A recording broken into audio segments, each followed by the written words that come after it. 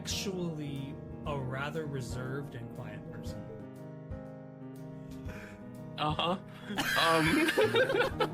We've done the thing. We've done the thing. We did the stuff. We've been in it and out of it and through it and all up in it. That's a lot of doing. Ever going to meet Fran Drescher? I'm just not. Okay. You fucking alien. I knew that's the I knew that was gonna happen. I've just been waiting for it. online shuffleboard. You're gonna get your ass beat by my old cane having ass. You just make eye contact with the family. Is like, I'm going shit on that. We are good. How's everybody doing out there? Hello. Did you miss us? Did you miss us? We've been gone, but we have come back again. Again. Of course you missed us. How could you not? Like we were saying earlier, we've come back stronger than ever. The boys are back in town. And for those of you who were wondering, because I know so many of you were, yes, I am currently hanging from a potted plant. I am dangling from the ceiling. So just a little mental image for you. For anybody listening on Spotify, Morgan means that because we're streaming live on Twitch. If you want to catch these podcast episodes live, you can always follow me at twitch.tv/Foggy LeBeau, okay? And for anybody who's listening in for the first time, whether you're listening in on Twitch or Spotify, hi, my name is Foggy LeBeau. This is my lifelong best friend, Morgan_Coffee And hello, didn't see you there. I'm Morgan. How's it going? And this is Morgan and Foggy in the Coffee Lounge. Basically, what this podcast is about is me and my lifelong best friend, Morgan. We talk about anything that we want to talk about, and we do what we want. Yeah, we do. Like hanging from the ceiling. Like hanging from the ceiling. We do what we want, when we want, and nobody can tell us any differently. Try. And this week, we are back. Okay, so it's been a long time. If you're wondering what we've been doing, because it has been a while. It's been a lot. We've had a lot going on. But the biggest thing was probably, and Morgan can correct me if I'm wrong, but the biggest thing is our work schedules do not line up very well anymore. So we just kind of were both finding a new norm. Yeah, that was a big adjustment period with work schedules and all that. For sure. But we have found a way around it. We have found a way for that to not be an issue anymore. It actually works out really good too, because when we first started this entire podcast series, it was intended. The plan was for us to do these on Saturday mornings with coffee, because coffee lounge. I mean, it like for a while we were doing it during the evenings. Yeah, and we did have coffee, but it's kind of strange to drink coffee in the middle of the night, rather than in the morning. So I mean, not for me, and that's just because of my culture. We literally have something in Cajun culture called coffee time, which is I love that. Which is after supper, you'll sit out on the porch, or you'll sit out wherever, like around a bonfire or something like that, and you talk and you have like conversation with your guest or whoever it is, and you drink coffee. Like, that's an actual thing. That actually sounds awesome. Where I grew up, the people had something similar to that, where if you ever were spending time with them, like either in your home or in their home, basically if you had a guest, it was very, very expected for you to serve them coffee while you guys talked. I know a lot of cultures have different things that they serve. Sometimes it's food, sometimes it's tea, or just some kind of drink. Yeah. But over there, it was always coffee. Really strong coffee too. They would give it to you in a little shot glass because it was that concentrated and strong. For sure. Yeah. No. We would normally serve coffee and then like a dessert, like cake or something with it, or some type of like pastry or something. but yeah, so Saturday morning stopped working because with my old job, I had started working Saturday mornings. So we had to switch to going in the evening time. And then that stopped working because, well, yeah, our schedules changed. Consistently. I'm working night shift now, so I normally like get off at like 7 in the morning, which kind of messed up our schedule that we had, but it works out even better because now we get to have this kind of schedule, which is what it was intended in the first place. It's back to norm. It's back to the old norm. So yes, we are back. Hopefully we can. So Morgan, I don't know if I've actually explained this to you, but once we finish this little, let's just call it a sub series of what we're doing, I was intending to have our 2 guest appearances that we wanted to have back in January. Okay. And then once we finished those 2, I was actually going to end the season, and we would start season 2 of Morgan and Foggy in the Coffee Lounge, which is really cool. Like, it's a really cool thing on Spotify. You can actually like divide your episodes into seasons. Yeah, I was gonna say, like, I've listened to quite a few podcasts, and I've noticed that they used you about, what is it, like a dozen or so before, and they put that into like its own season category, which is really cool. I didn't know they did that for the longest time. Right. Yeah. So that's what we're gonna do. Is we're gonna finish up. Hopefully we can do it by like September timeframe. Like I want to give us a lot of time, just in case, you know, the guests the guest appearances that we had planned, you know, are not available, you know, in a good amount of time.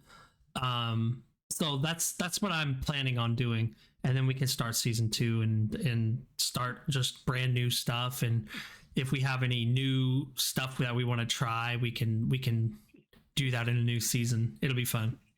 Yeah, actually, can I make a suggestion? Sure. All right, so for any listeners, whether they are on Spotify, Twitch, or anywhere else where these episodes wind up, if you guys have any subjects or topics or like series ideas that you guys would be interested in hearing us talk about or give perspective on, kind of exploring, please let us know, because absolutely, this is honestly one of the things that the both of us do. We were talking about this earlier before we started stream and we started recording. But the coffee lounges are one of our favorite things to do, that like any form of content creation wise. So if you guys have any ideas or suggestions of things you guys want to see or hear, we want to know about them. Absolutely. And actually you bring up a good point there. I will get with Sylvie, and we will try on my Discord to put a I guess a new channel where you guys can suggest things for us to talk about. And for anybody who is not on the Discord or who is tuning in on Spotify, just so you know, I do have a degree in psychology. I'm working towards my master's, and I do work in the mental health field. So like, we can talk about a whole lot of stuff. Whether we start getting like deep diving into psychology, we can talk about really anything. Like me and Morgan literally can have a conversation about just about anything. So and if we don't know about it, then we can learn about it, which is kind of what we are doing today. Actually, yeah. Yeah, that's true. All right. Perfect segue. yeah. So today, you probably already read the title, so you already know what we're doing. we are looking at more U.S. urban legends. And this time it's Midwest edition. Hell yeah. Ah, yay. People are clapping. Ah. Applause, applause, applause. Applause, yes. Screaming. Yes, love it. Okay. So we have both spent a bit of time in the Midwest, like off and on, in our time of being here on this earth and existing. And I can tell you, the Midwest is a very strange place. Like, out of everywhere I've been in America, the Midwest stands out as one of those. I don't know. There's something about it that stands out among everything else. I 100% agree. And the Midwest encompasses a very large part of the country. Oh, yeah. Most of the Midwest states are bigger. And so, like, that's a lot of land. You know, it takes up a large mass of the country. Yep. So with that in mind, we're gonna go ahead and get into this. Yes, Foggy was compiling a list earlier, right before we started, and the entire time I'm just listening, and he's like, "Ooh, that's good. Ooh, I'm excited about this." I'm like, "Oh my god!" And yes. I'm over here just like, "Well, let me know, like, what's going on? Tell me." I'm not telling you shit. Yeah, so I'm excited. I'm very curious. Yes, because I'm curious about what's going to happen. Because I'm the one who has to compile the list. That means I don't get to have the element of surprise. Now, I don't read about what I'm looking up. I just pull it up and then I like close it down so that I can get as much of a fresh reaction as I can. Right. So we're both still going into this kind of blind, and this is going to be good. I'm very excited for the Midwest, and yeah, let's get into it. If you're ready. I'm ready. I'm very ready. And one more thing for anybody who doesn't know, Morgan is going to be doing a tier list. And this tier list is for the urban legends, and it's based upon survivability. So do we think that we would survive, assuming that the urban legend is true? Do we survive? We have a tier list of, what is it, S through D? Yes, S being survival and D being death. Okay, so let's go ahead and get into it, shall we? Let's do it. Okay, so we are starting out in the quiet little state of Arkansas. Arkansas. Okay. Now, the urban legend's name is Dog Boy. Dog Boy. That's D-O-G-B-O-Y. Dog Boy. Okay. Dog Boy is a werewolf-like ghost. Walks on all fours, haunts his childhood home. It's based on the sad story of a real man, Gerald Bettis, who was rumored to experiment on stray animals and reportedly abused his elderly parents. So the Dog Boy of Quitman, Arkansas is a legend about a local boy who tortured neighborhood dogs, then later imprisoned and tormented human victims. Once thought to be an urban legend, research into the archives of local newspapers and tracking down a few local residents revealed that the Dog Boy actually existed. Gerald Bettis earned the name Dog Boy for his disturbing habit of collecting animals from around the neighborhood to torture and kill. Let's see what else is being said about Gerald Bettis. Born in 1954, gained notoriety for collecting cats and dogs only to torture and kill them. He imprisoned his parents in the attic, subjecting them to abuse. What? Over the years, his behavior escalated, leading to his arrest for abusing his mother after his father's death. Gerald eventually died in prison from a drug overdose. The Bettis house where these disturbing events occurred is associated with paranormal activity, including flickering lights, strange noises, and moving objects. Despite its tragic history, it has become a focal point for the ghost stories in Quitman. Interesting. Wow. He imprisoned his own parents? That's tough. Okay, so it doesn't say on there, did he kill his father? Did he, like, was that patricide? Is that what happened there?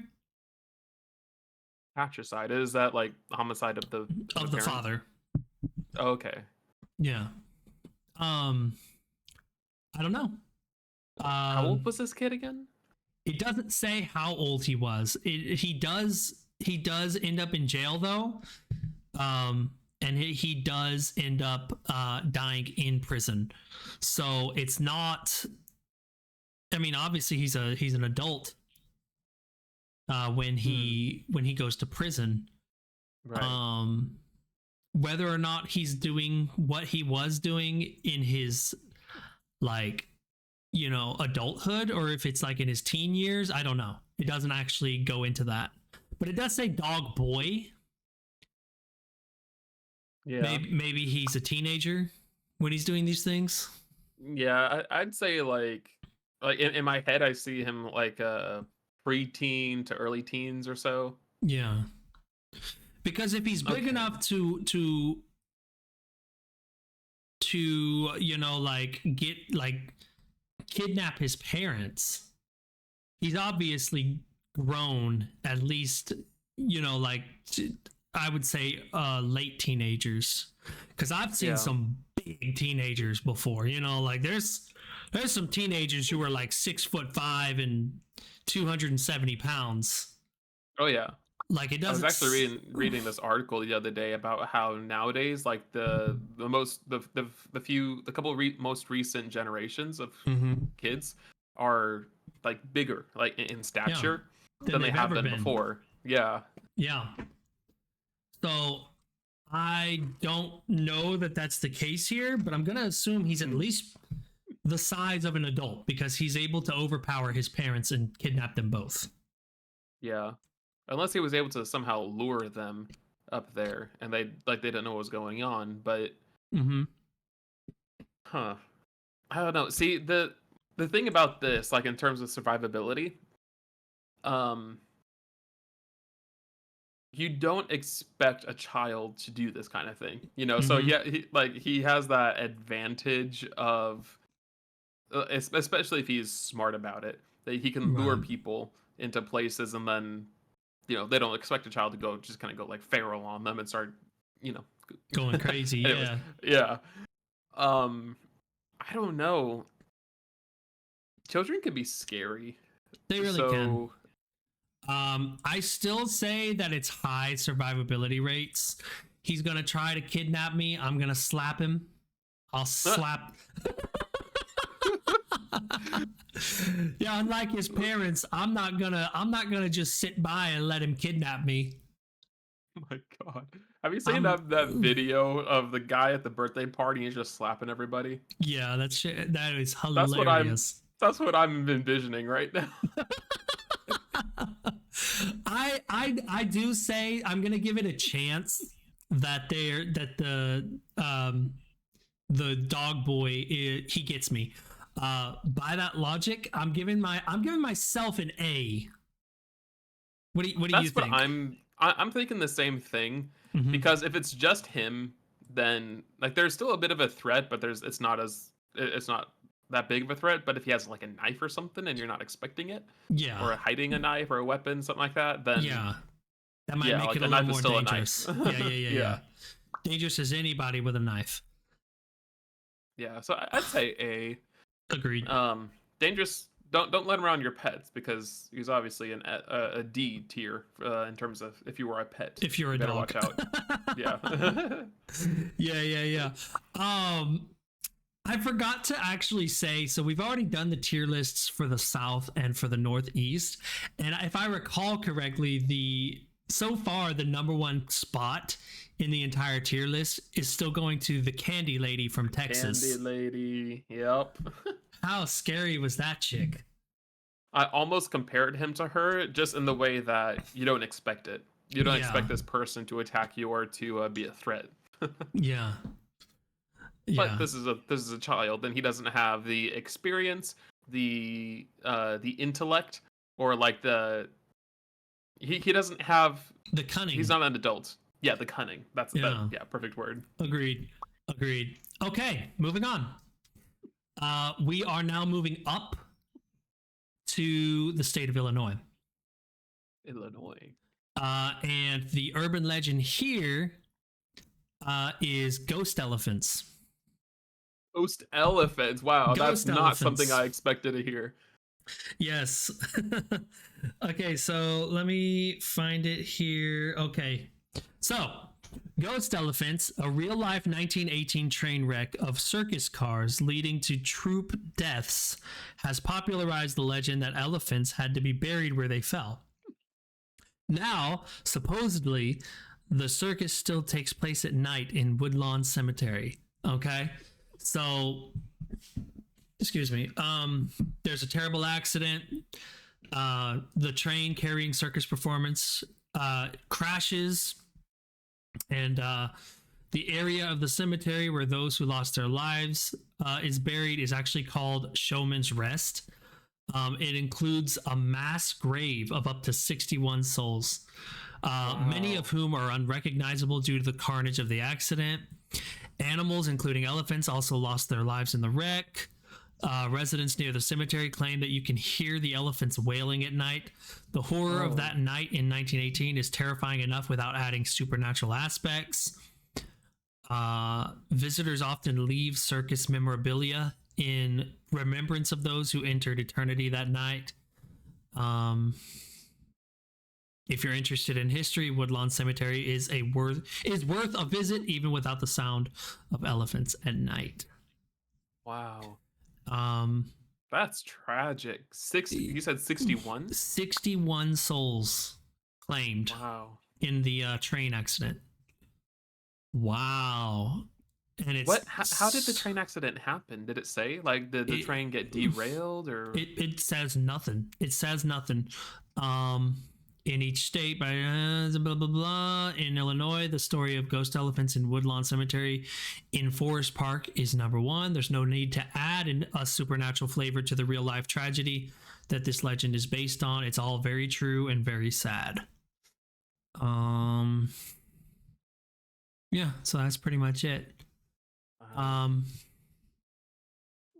So creepy factor, sure, but mostly just seems very tragic.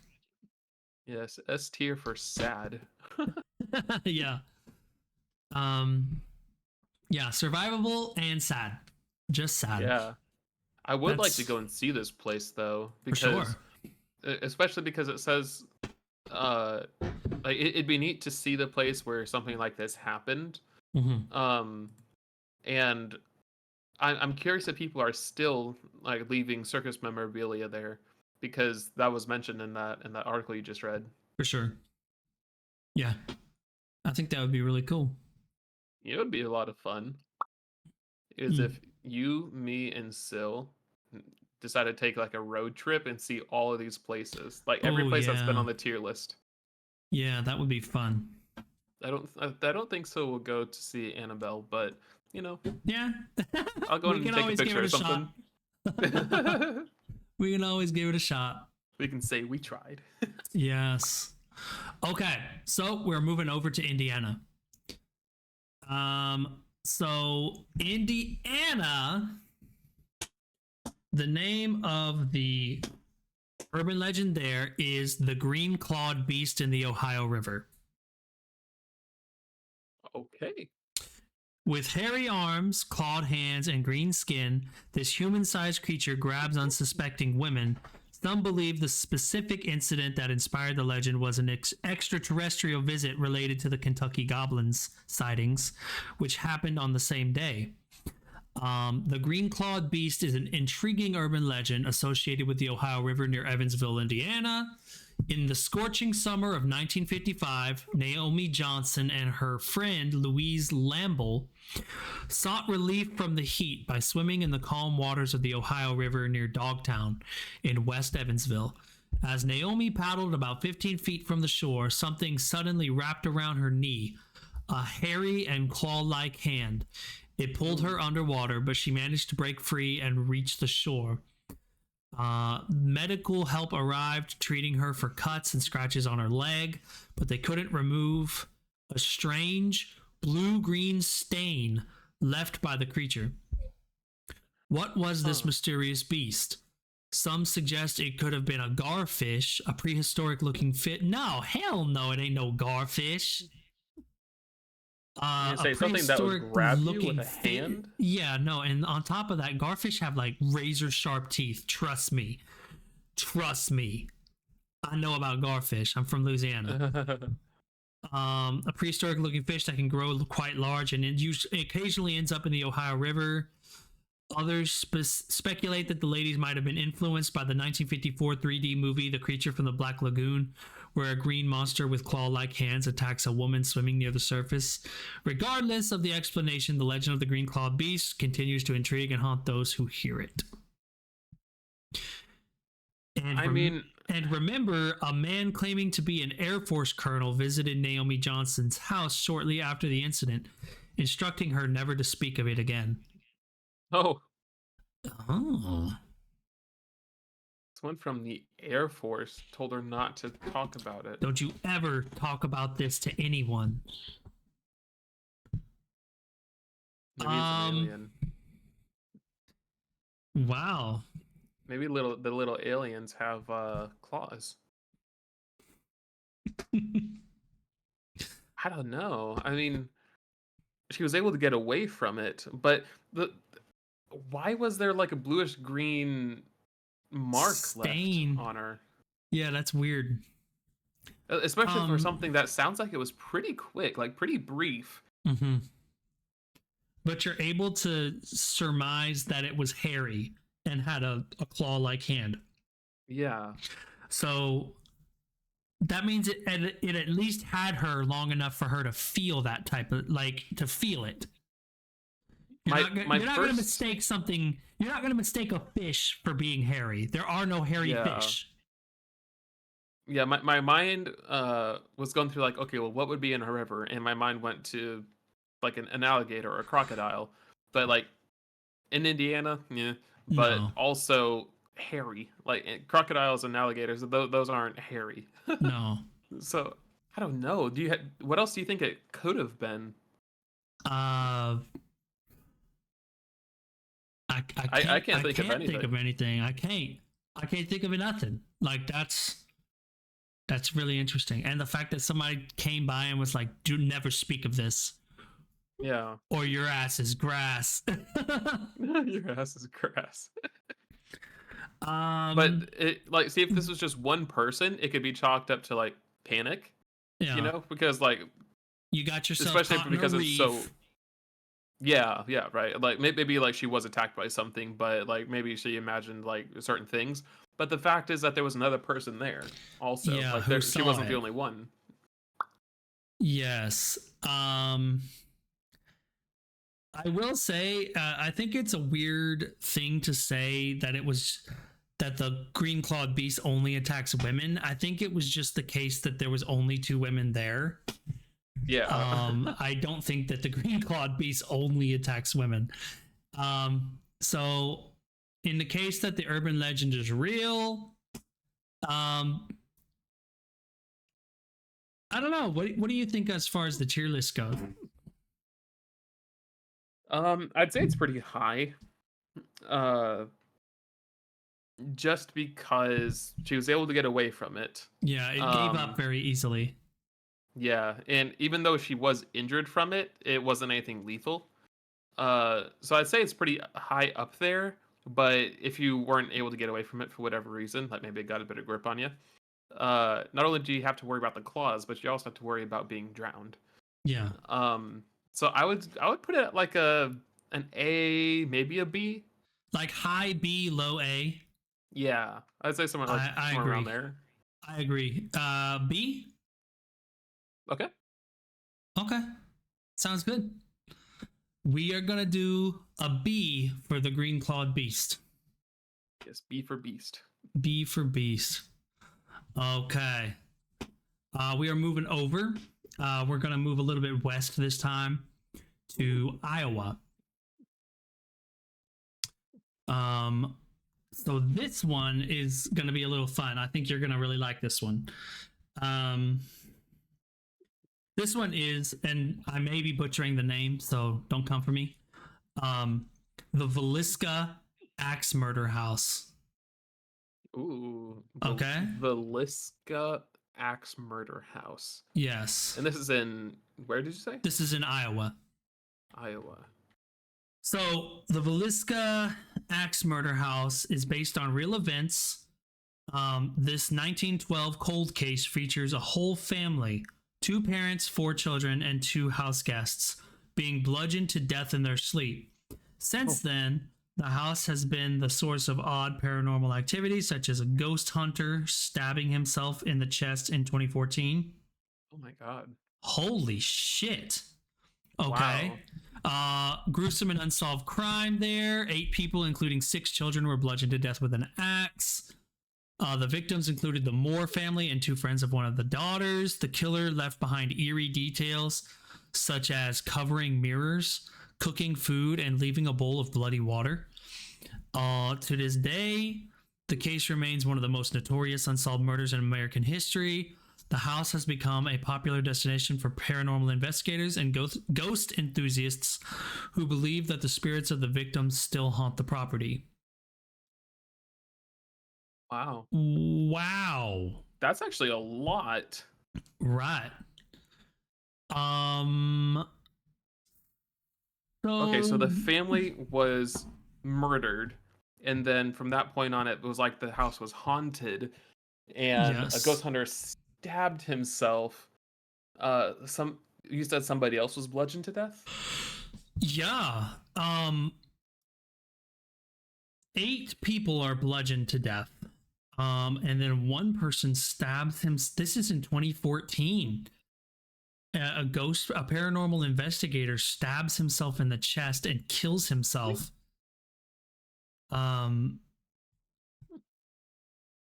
Yeah. Wow.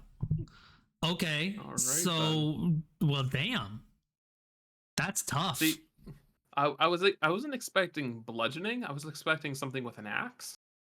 Well, I mean, like a splitting maul, if you hit somebody with it, like you can still do a lot of damage, even just hitting them with the blunt end. Like there's, you can split,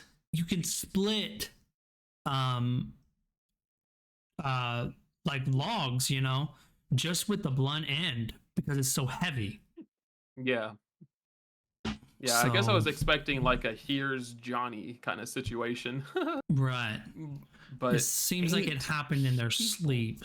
Yeah, there was no struggle. And it's still unsolved, you said, right? Mm-hmm. So we don't know Nobody who was ever caught. The killer was. Wow. I've got to say this might be our first D. If the story's true and the ghosts are real, including the murderer ghost, I don't see how, because in this situation, we're there. We are paranormal investigators.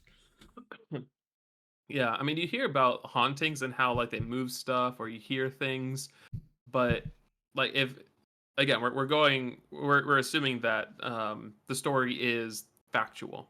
Like we're going into this place, we're dealing with this creature / thing as it is in the stories.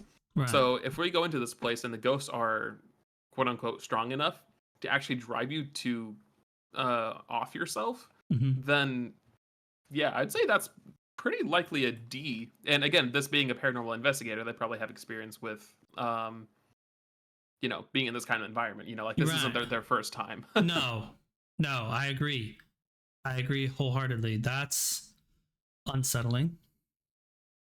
Wow. The Villisca Axe Murder House. I found a picture of it, and it's actually a very nice looking place. It just looks like a little farmhouse. Yeah. Like very Yeah, I'm looking at it lovely, right now too. actually. All in all, okay, Iowa coming out strong. I was gonna say, I wouldn't visit this place. I wouldn't. Oh my gosh, you're so funny. I'm sorry. Wow. Okay, we're moving west again. We're going to the great corn state of Kansas. Kansas. Kansas. Is that where that's the place where they filmed Wizard of Oz? Yeah, we're not where in that Kansas tornado anymore, man. Where that tornado done yoinked that lass. That lass. Do you think that people from Kansas always get that? They're like, you're from Probably. where? You're from where? Oh, we're not in Kansas anymore. And they're just like, dude, fuck off. Like send me the address to your place. I'll follow the yellow brick road to get there or something. I don't know. There's got to be a lot of they have to. People from Kansas have to hate their lives. Number one, because they're from Kansas, but two, because of Wizard of Oz. I'm just saying. Okay. But I mean, can you blame? I mean, they deserve it. Have you met someone from Kansas? They deserve it. I'm joking. Okay. I'm joking. Okay. So we're in Kansas. The urban legend there is the gateway to hell. Oh, okay. One of the several gateways to hell in America, the stairs in an old demolished church open to the other side on Halloween and the spring equinox. Of course they do, because why wouldn't they? Mm-hmm. Kansas has gained notoriety due to urban legends involving Satan, the occult, and purported gateway to hell. The location is the Stoll Cemetery, situated between Topeka and Lawrence, Kansas. According to the local lore, the cemetery holds one of the 7 gates of hell. It is believed that the devil uses this portal on Halloween night and during the spring equinox. Strange occurrences have been reported, including vehicles moving by themselves, wind blowing in unusual directions, and spirits returning from graves. There used to be a church in the cemetery, and its mysterious features fueled the legend. For instance, if you counted more than 7 windows, it was considered dangerous.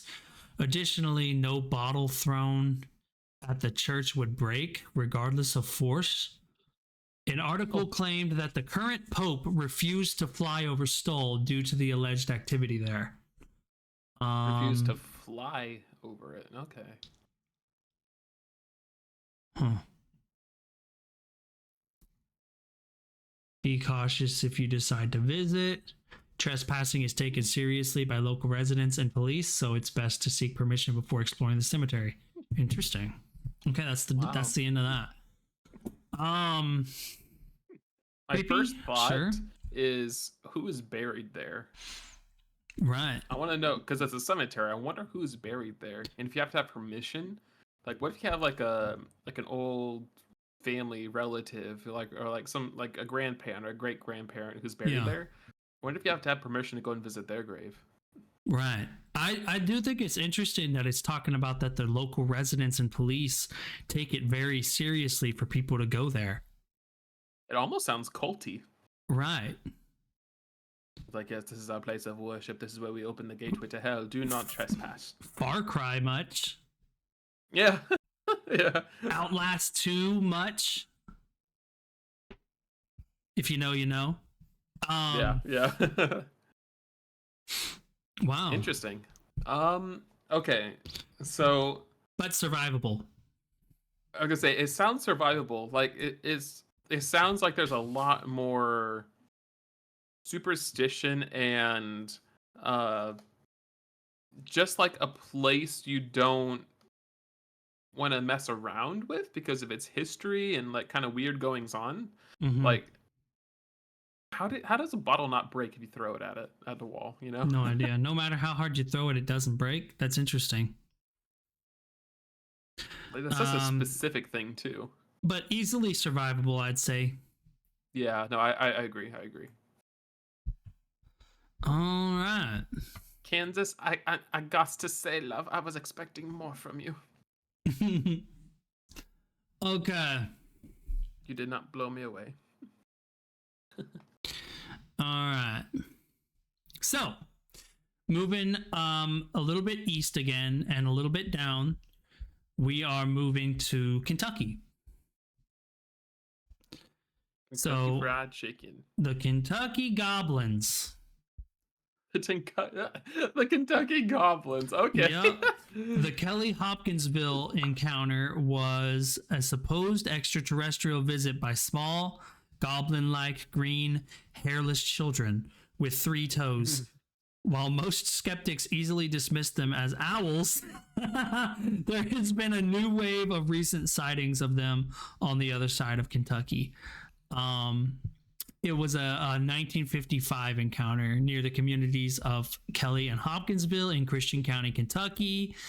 They're also called the Kelly Green Men. Is there any other stuff? Let's see. According to the story, a group of people encountered small, strange creatures that resembled goblins or aliens.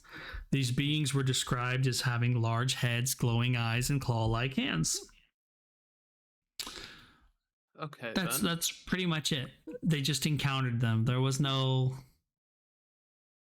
It doesn't say anything like, oh, this happened. What if they're the most dangerous creature? The most dangerous cryptid, they were just in a good mood, or the people were just lucky. Just saying, like, what if? We don't know.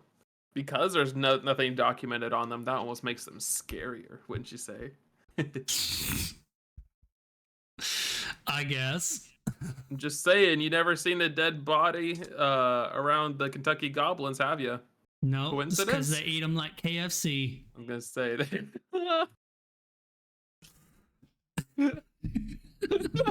So stupid. That's yucky.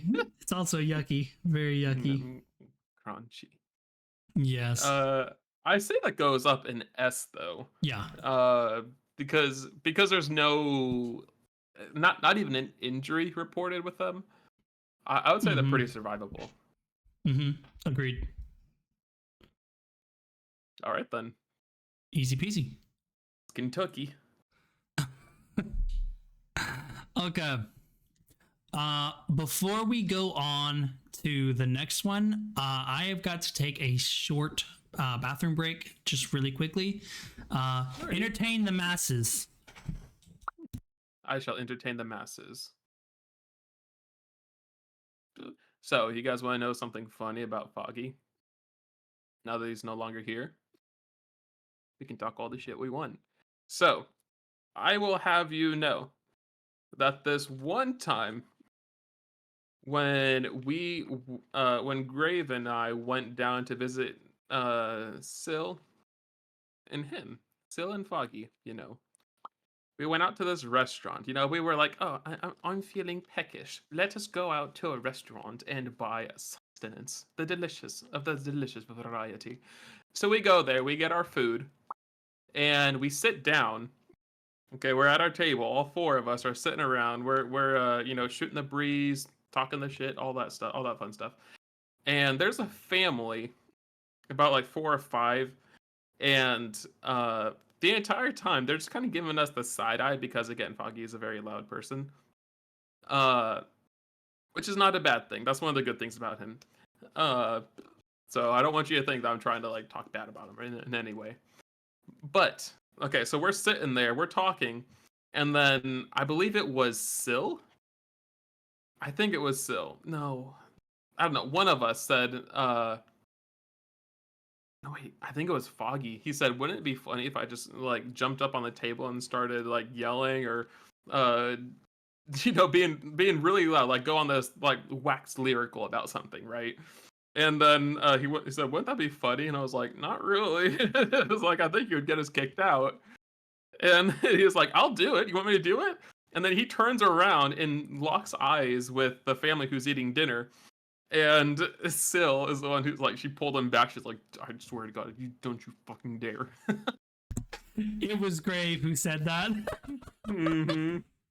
Yeah, it was Grave who said, wouldn't it be funny if somebody just shrieked? And I was Shrieked. That's it. I came back, I was my like, God. what story is he telling? I don't know. I mean, just talking about the good times and all that, you know. the Can't take good- Foggy the anywhere. goodest That times. is so angry. Like, you're so right. But also, he's like the kind of person you do want to take places because you know he's gonna Interesting start things something. happen. Yeah, interesting things happen for sure. When you take Foggy out somewhere, you will come home with a story. Okay. Well, my good sir, now that you're back, I have to go and pee. So Do it's your the turn to thing. entertain the masses. Do the thing.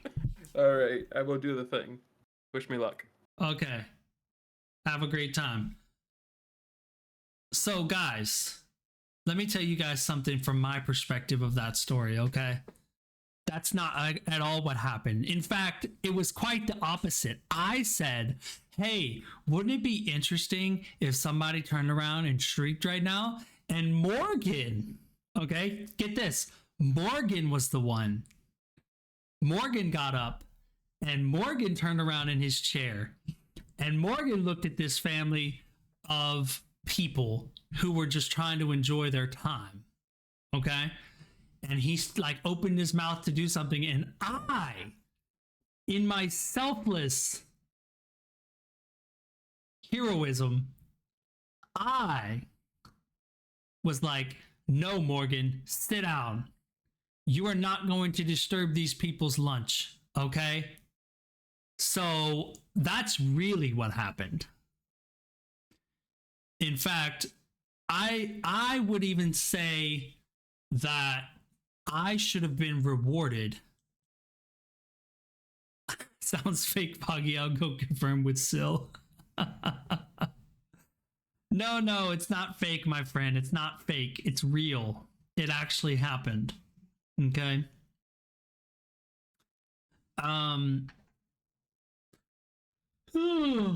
Yawn.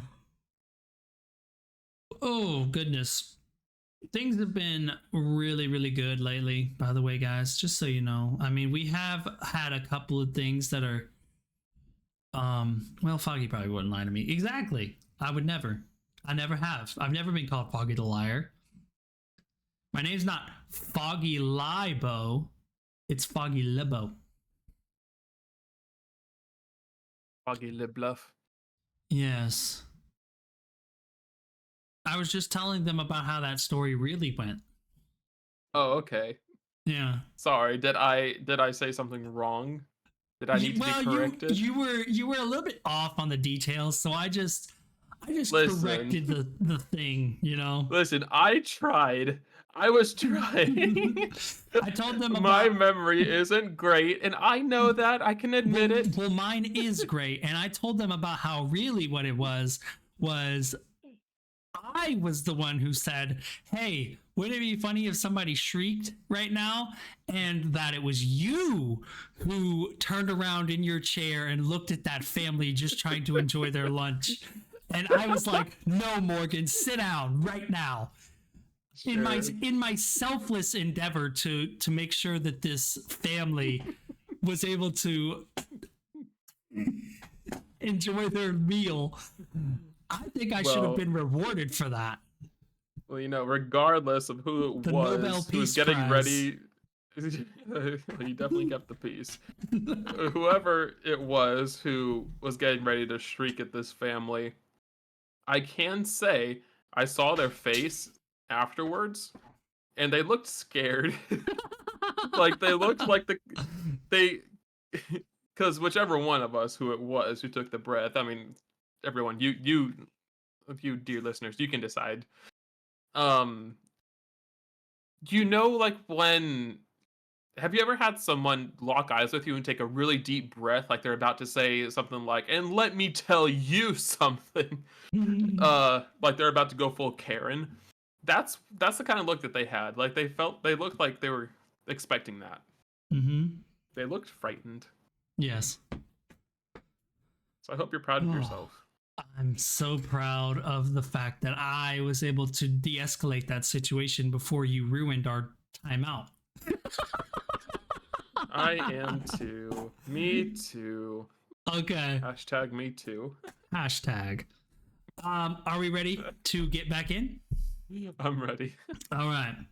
Here we go. We are moving up to Michigan. Ooh. This one is going to be very interesting. Like, very interesting. I've been to Michigan several times. That is where my dad is from, so I'm interested. Okay. So, this one is called the Nain Rouge. The name Rouge? The Nain, Nain, Rouge. Okay. Detroit is haunted by a small, impish hobgoblin who predicts misfortune and has cursed the city. He was seen in the 1805 fire, which nearly destroyed the whole city, the 1965 riots, and the 1976 ice storm. Today, a banishment parade is celebrated yearly. Oh, wow, that's interesting. A banishment parade? Ooh. The Nain Rouge is a fascinating urban legend associated with Detroit, Michigan. The origin of the Nain Rouge emerged in the 1880s. It revolves around Antoine de la Mothe Cadillac, the founder of Detroit.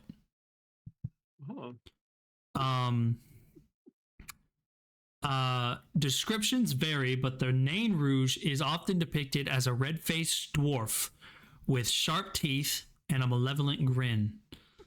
According to the legend, encountering the Nain Rouge brings misfortune. It is said to appear before tragic events signaling doom for the city's white settlers. Oh, that's interesting. The Nain Rouge, white settlers, it says.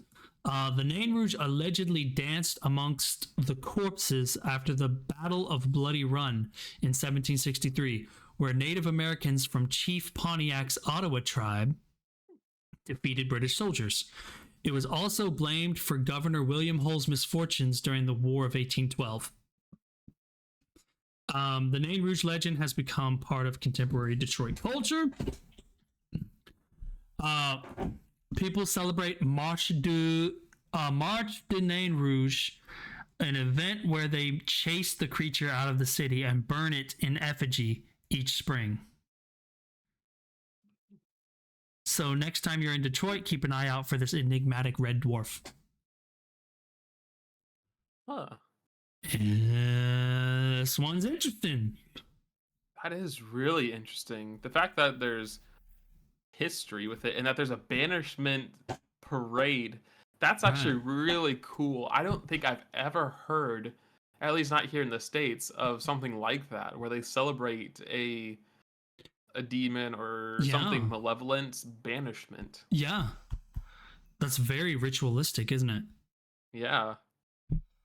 I actually really like this one. This is really cool. Mm-hmm. And the fact that it targeted white people is really interesting also.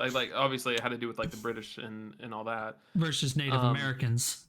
Yeah. I wonder if it's kind of like a spirit brought upon by like a curse. Like maybe the Native Americans cursed the British soldiers. Yeah. And that's like the spirit that is sent seeking carrying out the curse. The vengeance, essentially. Yeah, carrying out the curse. That's perfect. I wonder. That's really cool. Like, if it is, I'm kind of sad they banished it because he sounded like he sounded like a pretty cool guy. You know, he's just doing his job. He works an hourly job and trying to climb that corporate ladder, trying to ascend to Satanhood. So, what do you think about survivability? Well, I'm white as hell, so maybe maybe like a C. I agree with that. Maybe. I would say also. I would say a C. Yeah. For me. Oh no! Wait. What were you gonna say? say my dad is from Detroit. So maybe I can say like, hey, listen, buddy. Listen, Mr. Rouge. I get it. You're angry. And I get it. I'm like super white. Like I get you. I know you're just doing your job. It's not your fault. But what if I told you my dad is from here? And what if I told you I'm not British? But I do have this British friend.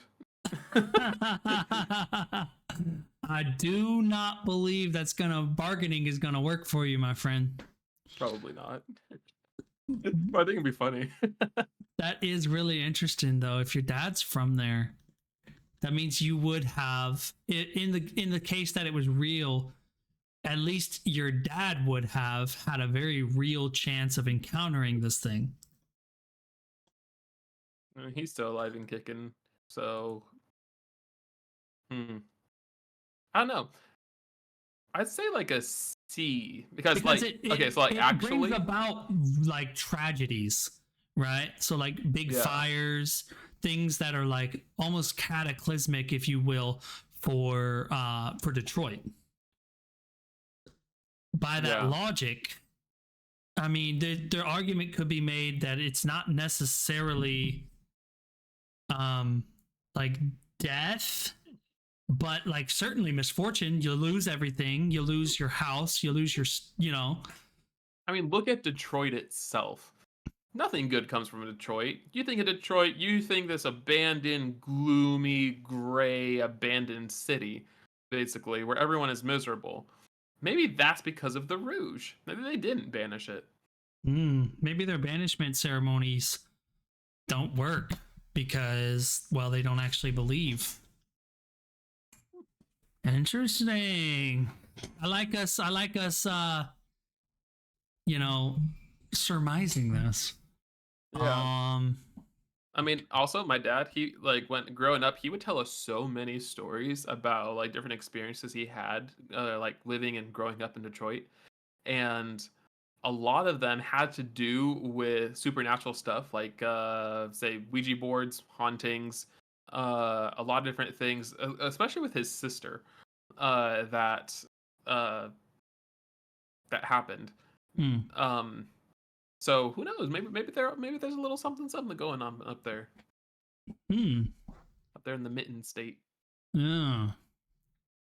Interesting. So yeah, I'd say like a C. I agree. C works. All right. Now we're getting on to my favorite one from this list. And it's definitely the most well-known one for sure. We are heading west again to the great white north state of Minnesota. Minnesota. Yeah. And the urban legend is none other than the world famous Wendigo. Oh. This is one of the oldest legendary monsters dating back to the folklore of Native Americans who hunted these 15-foot tall, shape-shifting creatures even into the early 20th century. Anyone who resorts to cannibalism and tastes human flesh will become one.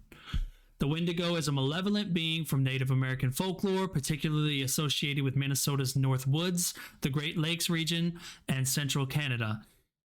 Here are some key points about this eerie creature. Its appearance. The Wendigo is a gaunt, emaciated, and skeletal being.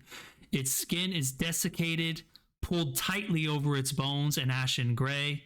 Its eyes are sunken, lips tattered and bloody. The creature emits an eerie odor of decay and decomposition. This is very detailed. Because I'm picturing it as it's describing it. The Wendigo is known by various names.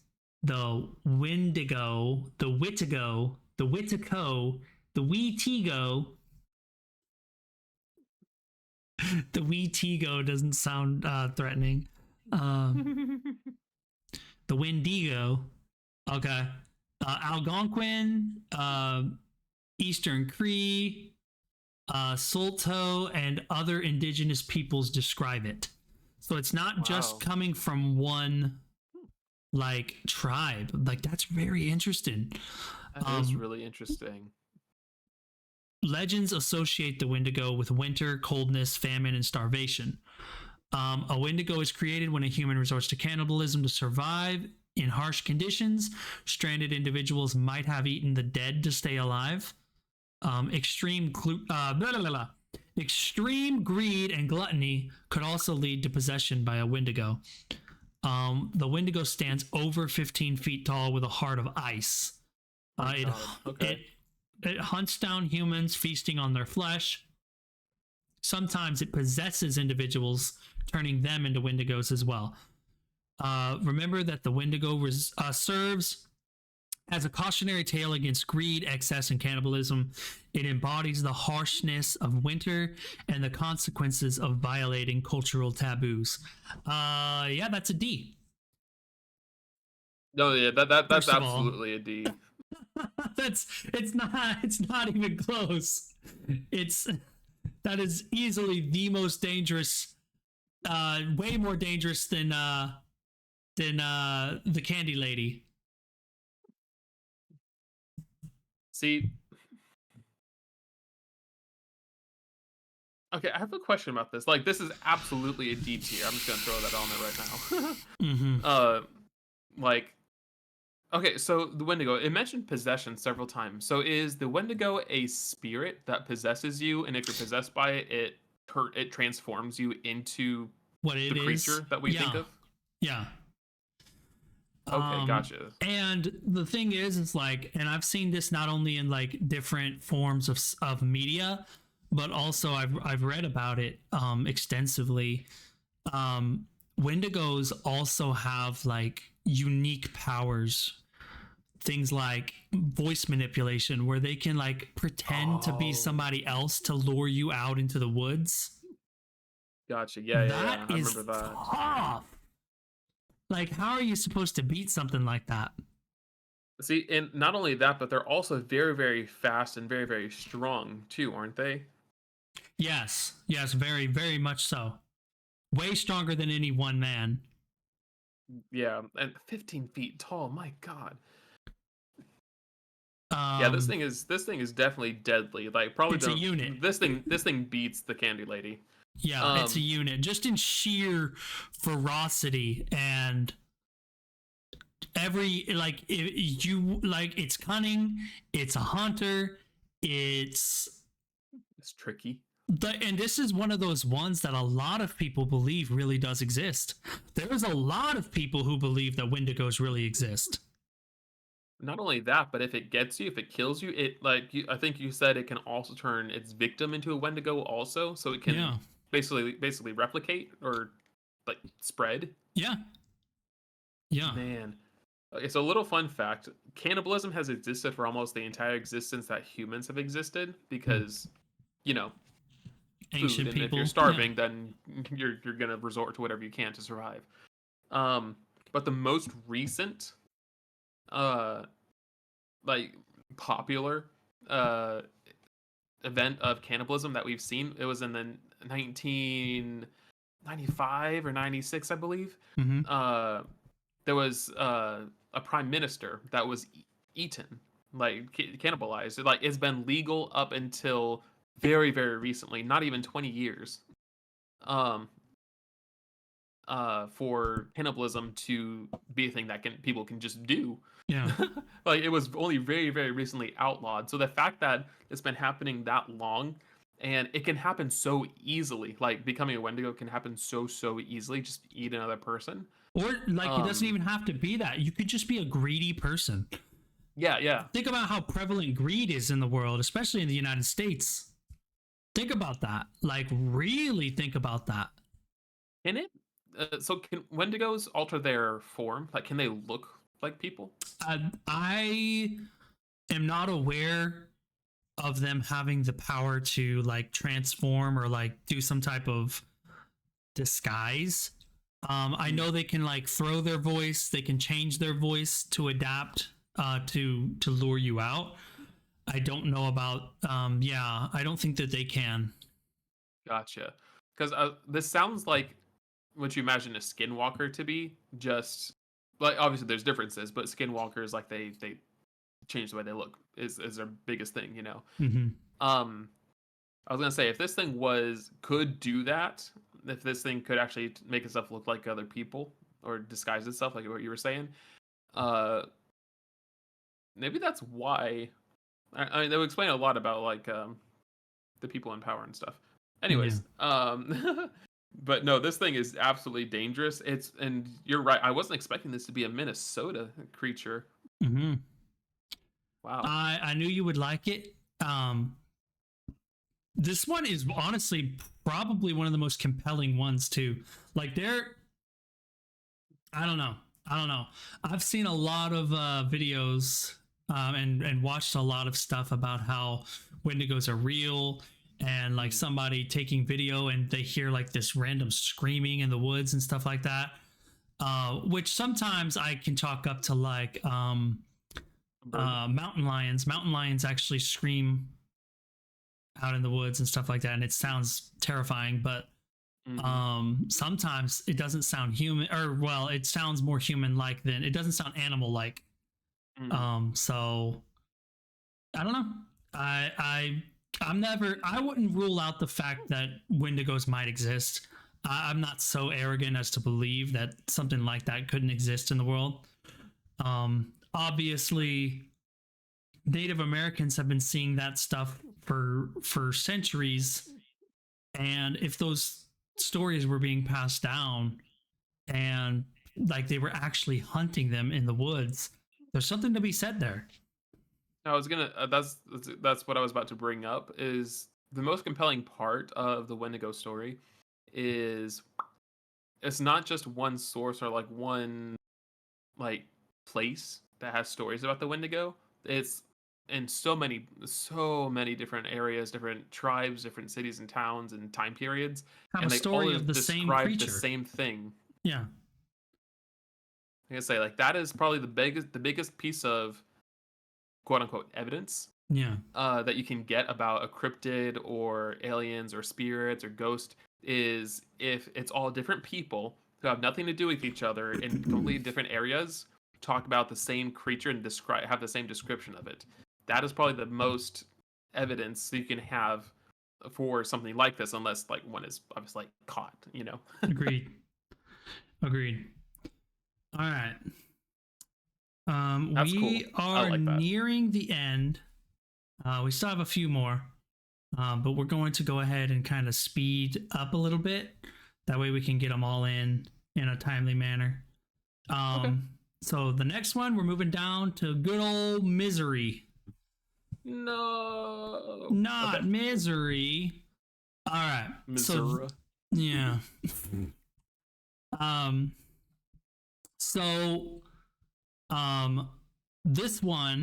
This urban legend is called Zombie Road.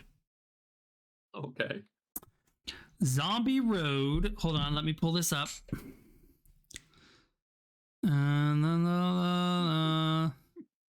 Whoa, creepy picture. Where did it go? There it is. Okay. Stories about strange deaths along the road as far back as Native American times and drownings in the nearby river made it a fun, haunted spot for teenagers for decades. But many of them have perished in strange accidents, too. Today, dark shadows follow you, seen only out of the corner of your eye. Zombie Road, also known as Lawler Ford Road, is an infamous haunted place in Wildwood, Missouri. Here are some details about it. Zombie Road is rumored to be built over an ancient Native American burial ground, because of course it is. Spirits of indigenous people, Confederate soldiers, children, and industrial workers are said to haunt the area. There's even a legend of a giant serial killer zombie roaming the road. Okay. In the 1950s, a crazed man escaped from a nearby mental hospital. Hold on. Oh, goodness. Let me take a drink. You have a little sneasel snoozle? No, it was a cough. Oh. I muted for it, but In the 1950s, a crazed man escaped from a nearby mental hospital and terrorized teenagers along Zombie Road. His ghost is believed to be the serial killer zombie. Other variations mentioned in an orphanage run by sadists and a nearby cemetery for murdered children. Despite its haunting reputation, Wildwood officially denies the existence of Zombie Road after dark. The road has been transformed into Rock Hollow Trail for recreational use, but trespassing at night can result in fines. Why would there be fines for trespassing at night? Unless That's you're trying to weird. keep them out of there for a reason. Yeah. I said my first thought went to like maybe like it's a lot of vandalism because of the stories, but still interesting. Okay. Well, there's been a lot of deaths, Yeah. so it has a history of people dying at this location for a really long time. And the fact that it's built over or assumed to be built over a Native American burial ground, Mm-hmm. and you're just asking for it at that point. Yeah. You're just asking for some kind of haunting to happen.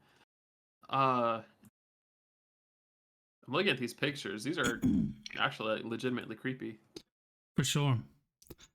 So if we're assuming the urban legend is true, I'm putting that up pretty high. I mean, there's a chance you don't encounter the giant zombie ghost. I'd probably put it at an A. Yeah. Like a high A, maybe low S even. I'm sorry, did I say A? I meant let's go back. I'm putting it at a low C, possibly high D. It seems not very survivable, honestly, if the urban legend is real. Right. Yeah, and if we're assuming that this is fact, like factual, then yeah, it would actually be a very dangerous place because not only the deaths and the hauntings from the Native American burial ground, the creature also. Like if you happen across it, you're basically dead because if it's a giant zombie serial killer, which saying that the giant zombie serial killer sounds like a cheesy horror movie. Yeah. But in reality, that would be horrifying. Yeah, it would. Actually, yeah, no, I've got to put it a D. Actually, not as high, not as deadly as the Wendigo, but certainly, certainly pretty fearsome in its own right. Yeah, I'd agree. I'd agree with that. The Wendigo is still like Top dog. peak deadliness. Mm-hmm. Okay. Easy I like peasy. that one. That's cool. That was a good one. All right, on to Nebraska. Nebraska. All right. So Nebraska, the urban legend here is radioactive hornets. Okay. This is a recent urban legend. After the Fukushima nuclear disaster, the locals of Nebraska believed that mutant hornets from that area had grown to 4 times their normal size and were running rampant locally. No, I gotta show you this. Oh my. Whoa, these things are huge. Yeah. Look at those. Hold on. Let me. Oh, nah. Those are huge. Nah.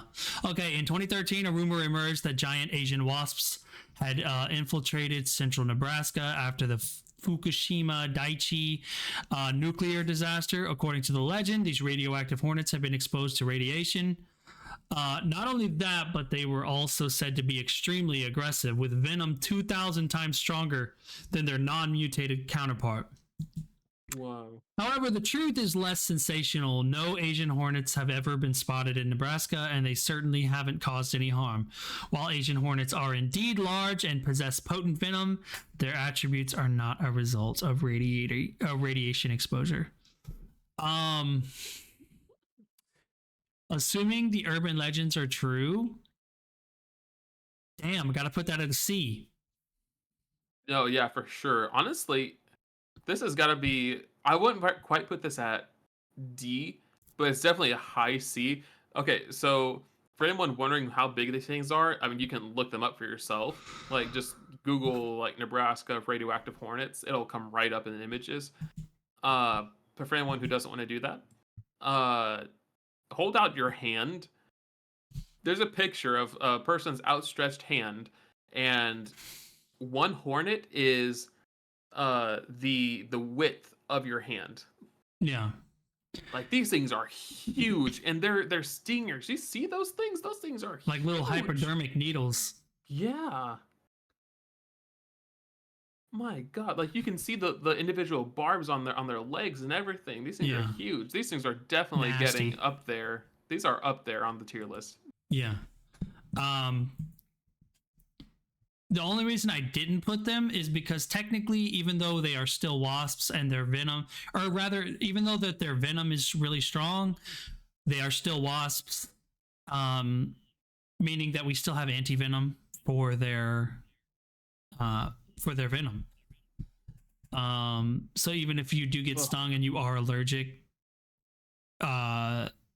you can still go to the hospital and get that. Would you have time though? If it's what would they say, 2,000 times as strong as a regular hornet? Yeah.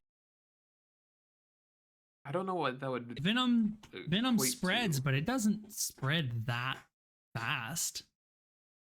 Okay. A lot, like especially when you're considering somebody who's not allergic to like hornets or anything like that. Mm-hmm.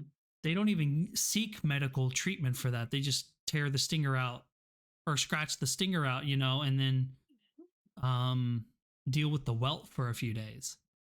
So even at 2,000 times as strong, you get stung by just one. I wouldn't feel like you wouldn't. I feel like you would have time to get to the hospital before the venom was doing anything dangerous. Gotcha. Now, if you're allergic, that's a different story. I'm not allergic to wasps. I'm not allergic to wasps. But you better have an EpiPen on you. Yeah.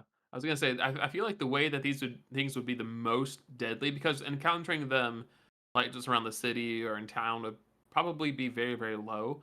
Mm-hmm. But if you were taking a hike and you got swarmed by these things, like having to cross a nest, oh yeah, you're dead. You're dead. You are dead. You're dead. That is true. I agree with that. Because if these things are just stung out by in a nature, whole swarm of them, you're dead. Oh yeah, for sure, hands down. Yeah. All right. Wow. Yeah, I don't like those. See, I told you this is a good list right here. I told you the Midwest was going to bring it. Yeah, it really is. All right, we are moving over to North Dakota. All right, bring it on. All righty, Roo. Where is it? There it is. Okay, so I may actually say this. This is a really big word. The Miniwashitu. The Miniwashitu. I'm gonna say it's the Miniwashitu. Okay. I don't know that that's pronounced correctly. So wow, I can't believe I spelled that right. The Miniwashitu is the red bison-like water monster of the Missouri River. Travels upstream to break ice. Anyone who sees it alone in the daytime will go insane. Oh. So the Miniwashitu is a mythical creature believed to have originated from the cultural background of the Dakota Plains tribes in North Dakota. Its name translates to water monster in the Dakota language. According to legends, it's a large, hairy, bipedal creature that roams the Missouri River in central North Dakota. It stands between 7 to 8 feet tall and has tough bison-like hide. Historical reports suggest that the creature has been sighted by several Native American tribes for many generations. The Miniwashitu's springtime thrashing and writhing as it swims upstream is said to help break up the thick ice that accumulates on the river during the harsh North Dakota winters, contributing to renewal and rebirth with a thaw. Okay, so yeah, that's everything. The Missouri River monster, large creature, red buffalo-like hair, single eye, horn above it. and a spine long and jagged sticking out of its back. Yeah. The legend says that if the creature is seen during the day, whoever saw it will go insane and die shortly after. Well, that's a Wow. that's a D. It doesn't even have to be aggressive. It doesn't sound like it's aggressive. No. It's just, yeah. To describe this thing, it looks like a minotaur, but what, one eyeball. So like a cyclops minotaur with a horn right above the eye, and then like a very visible spine protruding from the back all the way down. Mm-hmm. Well, that thing's got a six pack too. Mm-hmm. But man, it sounds like it's an important part of this area's ecosystem, Yeah. because if it's one of its purposes is to break up ice and help things kind of, like spring, like rebirth, and help things come alive again. Mm-hmm. It sounds like it's a very important part of it, but it's also dangerous because if you just look at it, you go insane and then die. Yeah, that's tough. That's a D. That's definitely a D. Man, yeah. All right. Would you put that over the Wendigo? I would put it right below the Wendigo because there's no guarantee that you're going to see it. The Wendigo's actually hunting and stalking you. Yeah. Whereas this thing, you're just gonna happen upon it. It's not like it's hunting, it's just minding its Yeah. own business, breaking up ice as it swims up the river. Yeah, it sounds like it's only in this one area too. Wendigos can pretty much happen anywhere. Yeah, I'm not gonna say that this creature is worse than the Wendigo. I think it's not worse than the Wendigo because, like I said, it's not actively hunting you, as opposed to the Wendigo is kind of. It seems predatory. Right. It's actually aggressive. It's a predator. Yeah. All right, moving on. We're going to Ohio. Ohio. Ohio gozaimasu. Okay. So this one is the Loveland Frog, or the Loveland Frogman. Okay. It's a humanoid 4-foot frog. Apparently hangs out on the sides of the road in Loveland at night, and it will stand up on its hind legs, wave a wand over its head, and shoot sparks to deter humans. Okay, I had a lot of questions towards the first part of that, but then you mentioned the wand, and my mind just kind of went blank. It has a wand? It has a wand. This is just like and it's gonna shoot sparks at you and scare you away. This is like the Princess Frog. I'm literally wanting to cry because it's so funny. This is like if Princess what's her name? Is it Diana in the Princess Frog?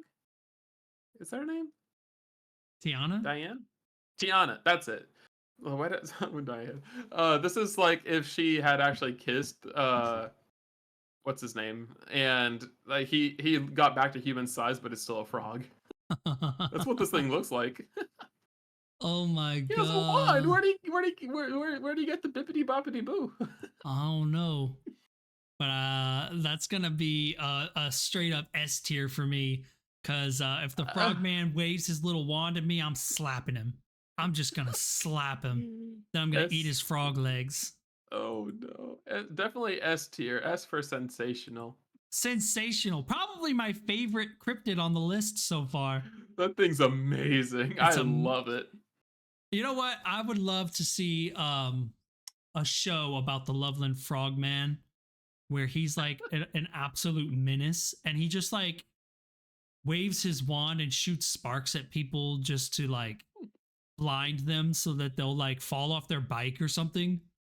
That would be really funny. Like a menace Loveland Frogman would be really, really nice. Or it's like a curse, like a Beauty and the Beast thing. It's a person that got transformed into it. They have to make someone fall in love with them to become human again. Okay. I love him. I love him. Look at literally, he's just a big frog. Yeah. Okay. Yep, that's S tier. You are sensational, my friend. My dude. Sensational. Okay. We are moving down to Oklahoma now. This one is interesting. This one's very interesting. So this is the Men in Black at Shaman's Portal. So the Is Shaman's really Men in Black at Shaman's Portal? Yeah, that's what it's called. The Men in Black at Shaman's Portal. The Okay. Shaman's Portal in Oklahoma is an intriguing urban legend. It's associated with Beaver Dunes State Park, located in the Panhandle region of Oklahoma.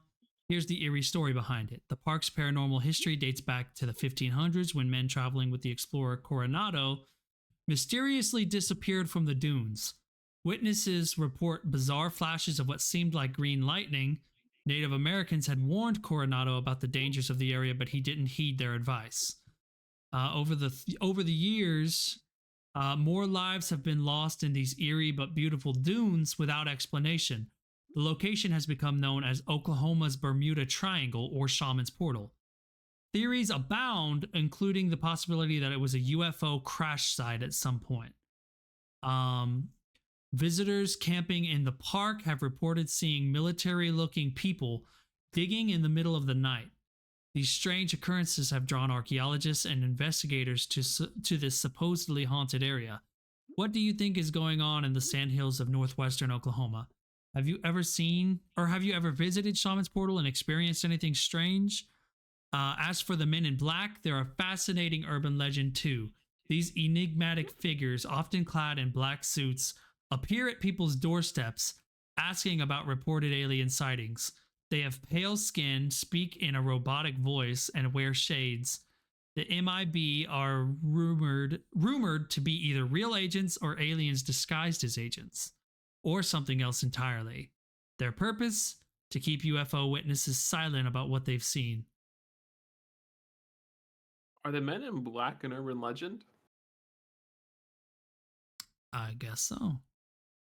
Interesting. Okay. Are they okay, this is gonna sound silly, but I want to know, is the Men in Black at Shaman's Portal, or is that what the Men in Black movie is based off of, or is it the other way around? Like, was the movie influencing, you know what I'm saying? Like, how far back does this go? I don't know. I mean,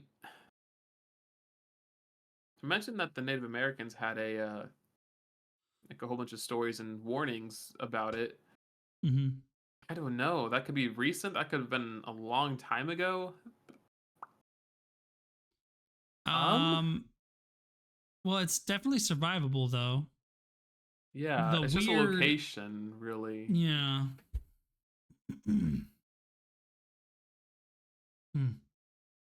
I don't really know what to say about this one. I mean, why is it called I guess Shaman's Portal. I mean, like Native Americans had a lot of shaman. But I guess the thing I'm most curious about is what were they digging for? You know, like those people who were seen. Wait, I'm sorry. Ask that again. I'm sorry. I was reading about the next one. Oh, you're good. I'm just thinking out loud. Like, what were these Men in Black? Were these military personnel? People who were just digging out in the desert? I don't know. Like, that's really what were strange. they looking for? That's very strange. I don't know. It sounds more like a conspiracy theory more than an urban legend to me. Yeah. I agree. I'd say it's definitely survivable, though. Yeah, easily. Very survivable. Alrighty. Moving on to the second to last one. South Dakota. So this one is called Walking Sam. Walking Sam. All right, then. Yes. Walking Sam is a 7-foot tall specter whose job it is to collect the souls of suicide victims. He stalks lonely, depressed adolescents. Perhaps he's an explanation for the alarmingly high suicide rates in the area, or the few recent attempts at mass suicide. Walking Sam is an eerie urban legend associated with the Pine Ridge Indian Reservation in South Dakota. The shadowy figure, also known as the Tall Man or Stovepipe Hat Bigfoot, stands at a towering 7 feet. His eyes pierce the darkness, but he has no mouth. Sometimes he's seen wearing a stovepipe hat. When he raises his arms, the bodies of previous victims hang beneath them. Ooh. But what's truly chilling is his whispered words to teenagers. He tells them that they are worthless and encourages them to take their own lives. Some believe Walking Sam is a malevolent force, while others see him as a lonely wanderer seeking companionship in the forest. Regardless, the legend has left a deep impact on the Pine Ridge community, especially during a devastating cluster of teen, that in 2015. Wow. I'm looking at a picture of this guy. He literally looks like a black charred skeleton with a top hat. And the picture that I'm seeing, he does have his arms raised, and underneath them hanging are like these really tiny, almost like paper cutouts of people hanging underneath his arms. I don't like it. He is creepy. I don't like it. So I thought he was just like a Grim Reaper, like a guide for people who have taken their own lives. He encourages it. Yeah, he's definitely malevolent. D. Wow. And not as dangerous as the Wendigo, but more dangerous than Zombie Road. Oh, for sure. Definitely D. Wow. I've never heard of this thing before. No, me neither. That one's very unsettling. This is actually like a I don't know, because it looks like he haunts. Does he haunt the entire state? Looks like it's that region. Okay. Man. Oh, I like this thing. This thing is creepy. I like this one. Yeah. All the imagery and everything associated around it is really cool too. There's something about if you give a creepy evil spirit a top hat, they instantly become a lot more sinister. That's for sure. Okay. All right. Last one. We are moving on to Wisconsin. Wisconsin. And this one smells nice. It smells like cheese. Oh. The Rhinelander Hodag. The Rhinelander Hodag. An ugly, stumpy critter with a spiked tail. The Hodag features in Paul Bunyan stories and reportedly likes to eat bulldogs. Excuse me. Okay. It's a so-called fearsome critter. Yeah, and that's in quotations. Fearsome critter. Said to you're in the Midwest. Said to resemble an ox, but with a frog-like head. The fabled beast is unique to the area of Rhinelander, Wisconsin, and has been a part of a local legend for a long time.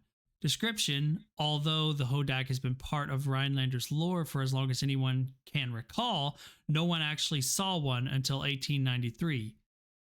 Blah blah blah blah blah blah blah blah blah blah. Let's see. Well-known hoax. In 1893, local timberman Eugene Shepard began telling stories about the Hodag in logging camps. He described it as a terrible brute with a dragon's body, fanged grin, and smell reminiscent of a buzzard meat and skunk perfume. Oh, okay. Wow, you can't say that without sounding country. Buzzard meat and skunk perfume. Shepard claimed to have encountered the Hodag with his friends and hunting dogs. Despite their efforts, the creature remained undefeated until they killed it with dynamite. Shepard later admitted that he had fabricated the Hodag. He sculpted a faux creature using wood and smelly hides, which his sons manipulated like a puppet. However, we don't care about that. The legend spread across the country, even though it was eventually revealed as a hoax. Blah, blah, blah, blah, blah. When something unusual happens in Hodag country, locals often say, "I think it was a Hodag." All right then. That's the Hodag, more last like one. hoax dag. Ah, ah, ah. Knee slapper there. That's a real knee slapper. That one is, Shunny. Now, this thing is very pointy. Oh He has goodness. a very stubby head. Mm-hmm. Like once you get to the neck of the creature, there ain't much afterwards.